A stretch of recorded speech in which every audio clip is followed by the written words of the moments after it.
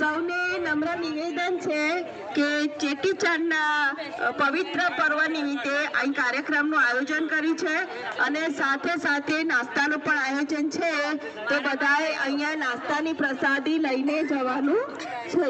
તમારા બધા માટે બનાવ્યું છે એટલે જરૂરથી બધા બ્રેકફાસ્ટ લઈને જ જશે. वीडियो ना पहले एक वीडियो ले लो, हाँ जी उसके बाद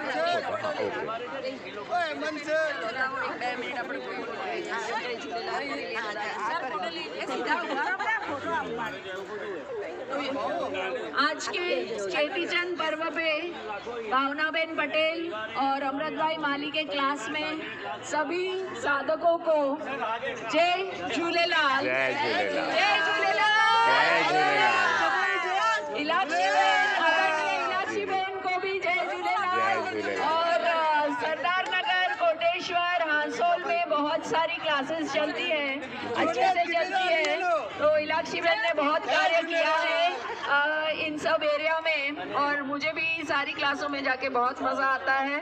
तो सबको थैंक यू भावना बहन, थैंक यू अमृत भाई, થેન્ક યુ કૃષ્ણાબેન.